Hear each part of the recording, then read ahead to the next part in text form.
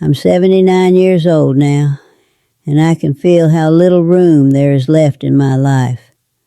Not in a dramatic way, just in the quiet math of mornings and evenings, of pills lined up on the counter, of names I forget and then remember too late.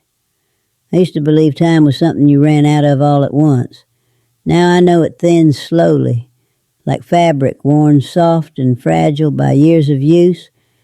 Most days are quiet, too quiet. I sit by the window with my tea and watch people move past my house, always going somewhere. I catch myself wondering what they think time is. I wonder if they believe, like I did, that it waits, that it's patient, that it understands when you say, "Not yet." I was wrong about that.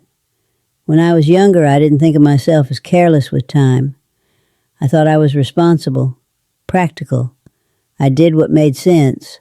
I worked. I planned. I postponed. I told myself I was building a life, brick by brick, and that the living part would come later. I got married at 24. He was kind, steady, not flashy. The kind of man my parents liked immediately. We were good together in a quiet way. Not the kind you write stories about, but the kind that lasts, or so I thought. We both worked long hours. We told each other it was temporary, just until we were settled, just until the next raise, just until things calmed down. They never really did. I had children in my late 20s, 2 of them. I loved them fiercely, but even then I was tired. Always tired.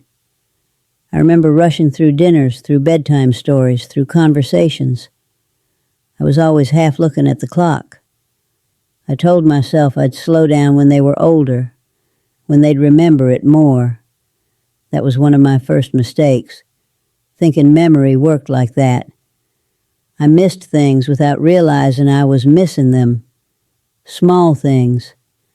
A question asked and never answered properly. A look held for a second too short. A hand tugging at my sleeve while I said, "Just a minute." I said that a lot. Just a minute. Just a second. Just after this. I truly believed there would be a later where I'd make it up. In my 30s and 40s, I became good at being busy. People praised me for it. I wore it like proof that I mattered. My days were full. My calendar crowded. I felt important, necessary, needed. Those words can be intoxicating. They make you feel alive, even when you're barely present. My marriage started to thin the way time does. No big fights, no betrayals. Just a growing distance that neither of us seemed to know how to cross. We talked about logistics, not feelings.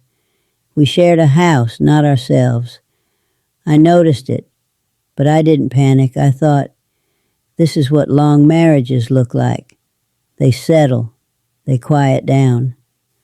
I thought there would be time to bring the warmth back. There were moments, looking back, when life tapped me on the shoulder. A health scare that passed. A friend who died suddenly.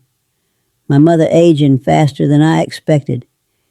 Each time, I felt a brief urgency, a promise formed in my chest. I'll call more, I'll visit, I'll slow down. Then the feeling faded, and I returned to my routines. Routines are comfortable that way. They make you forget promises you made to yourself. By the time I was 50, my children were grown, independent, busy in their own lives. I was proud of them.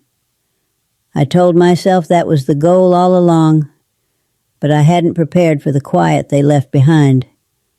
The house felt larger, colder. I assumed we'd talk more now, that we'd be friends as adults. We spoke, but not deeply. Everyone was busy, including me. My husband and I finally acknowledged the distance in our late 50s, not with anger, with sadness. We sat at the kitchen table one evening and admitted we didn't really know each other anymore.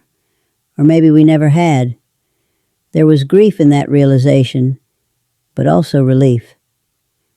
We separated quietly.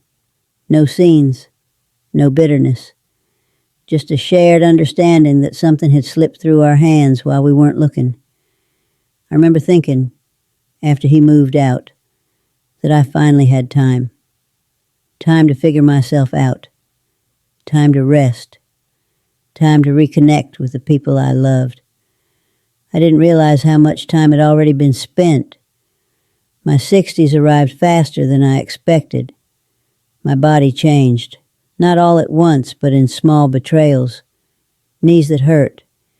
Energy that didn't come back after rest. Doctor's appointments that multiplied. I started measuring days differently. What I could do, what I had to cancel. Friends began to disappear. Some moved closer to their children. Some passed away. Phone calls grew less frequent. It wasn't anyone's fault.